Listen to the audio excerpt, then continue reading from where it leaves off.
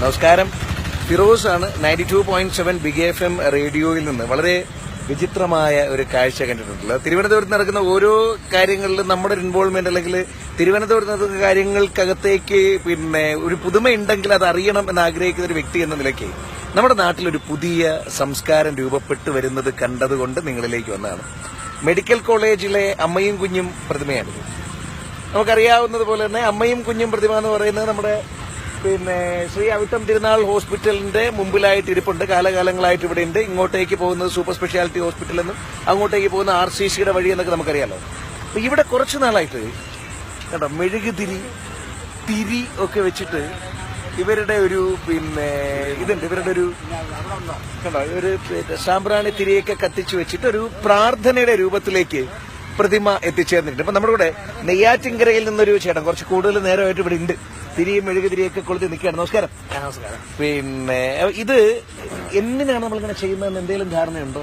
അത് ഇവിടെ എന്ന് പറഞ്ഞാൽ ഒരുപാട് ഒരു വിശ്വാസത്തോടെ ഇപ്പോൾ കുറച്ച് ആൾക്കാർ ഇത് തുടങ്ങിയതാണ്. കാരണം എന്ന് പറഞ്ഞു കഴിഞ്ഞാൽ ഇത് അസുഖം വന്ന, അതായത് സിസറിയൻ ചെയ്യപ്പോഴും ഡേറ്റ് ഒക്കെ കൊടുക്കുന്ന പെൺകുട്ടികൾക്കും, കാരണം അത് സിസറിയൻ ചെയ്യാതെ അവരിവിടെ മെഴുകുതിരി കത്തിച്ചിട്ട് അവരവിടെ പോകുമ്പോൾ അവർക്ക് അത് സുഖപ്രസവമായിട്ട് അവർക്ക് അങ്ങനെ വരാറുണ്ട്. അതുകൊണ്ട് എല്ലാവർക്കും ഇപ്പോൾ ഒരു വിശ്വാസം വന്നു തുടങ്ങിയിട്ടുണ്ട്. അത് ഈ അമ്മയും കുഞ്ഞിന്റെ കുടുംബത്തിൽ ആരെങ്കിലും ഈ പറഞ്ഞ പോലെ ഇതിനകത്ത് നമുക്കൊരു ഒരു സംഭവം ഉണ്ട്. അത് എന്തായാലും അത് ലൈവായിട്ട് ഉടനെ ഉണ്ടാവും.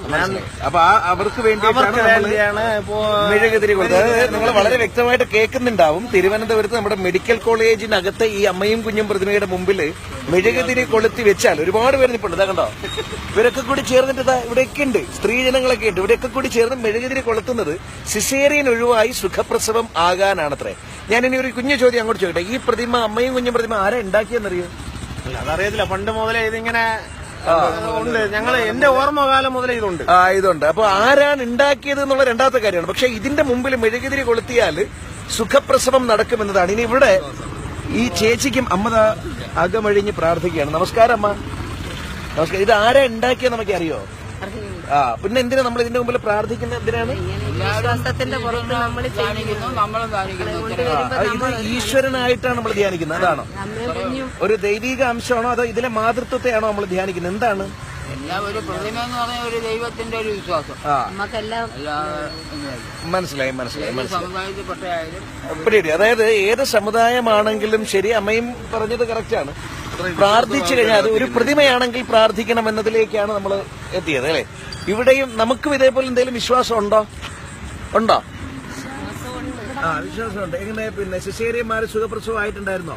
അതൊന്നുമല്ല, നമ്മള് വിളിച്ചാൽ വിളിപ്പുറത്തുണ്ടാവുന്ന ഞാന് എല്ലാരും കത്തിക്കും പോലെ കത്തിച്ച്.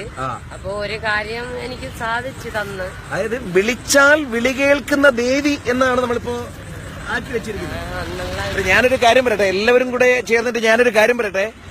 ഇത് ഇതിനു വേണ്ടി ഞാൻ ഒരുപാട് തിരി ഇവിടെ കൊളുത്തി. അതായത് അവിടെ നിന്ന് കത്താത്തത് ഞാൻ മേടിച്ചും ഒരുപാട് തിരി ഞാൻ ഇവിടെ കൊളുത്തിയിട്ടുണ്ട്. അപ്പോ ഇതിനു വേണ്ടി ഈ ഹോസ്പിറ്റലിൽ ഒരുപാട് ഗർഭിണിയായ സ്ത്രീകളുണ്ട്. അവർക്ക് എല്ലാവർക്കും വേണ്ടി അവർക്ക് നല്ല അവർക്ക് എല്ലാവരും സുഖപ്രസവം, അവര് വേദന അറിയാതെ അവർ കുഞ്ഞിന് ജന്മം നൽകട്ടെ എന്നുള്ള പ്രാർത്ഥിച്ചുകൊണ്ട് ശരി. ഇനി എല്ലാവർക്കുമായിട്ട് എനിക്കറിയാവുന്ന ഒരു കാര്യം പറയാം. ഇത് ദൈവീകമായ ഒരു പ്രതിമയായിട്ട് നിർമ്മിക്കപ്പെട്ടതല്ല. ആര്യനാട് രാജേന്ദ്രൻ എന്ന കലാകാരൻ എന്ന ശില്പി ഉണ്ടാക്കിയ ഒരു സാധാരണ പ്രതിമയാണിത് കേട്ടോ. ഇതിനകത്ത് നിങ്ങളുടെ വ്യക്തമായിട്ടുള്ള അഭിപ്രായം കാണുമായിരിക്കും. ഈ പറഞ്ഞതിനകത്തേക്ക് നിങ്ങൾക്ക് യോജിപ്പുണ്ടോ? ഈ പറഞ്ഞ പോലെ സിസേറിയനൊക്കെ മാറി സുഖപ്രസവമാകും ഒരുപാട് പേര് പറയുന്നുണ്ട്. അനുഭവത്തിലേക്ക് വരുന്നു എന്നാണ് പറയുന്നത്. നിങ്ങളുടെ അഭിപ്രായങ്ങൾ കൂടി വരട്ടെ. എന്ത് തന്നെയാണെങ്കിലും ആര്യനാട് രാജേന്ദ്രൻ ഹിറ്റായി ഈ ഒരൊറ്റ പ്രതിമ.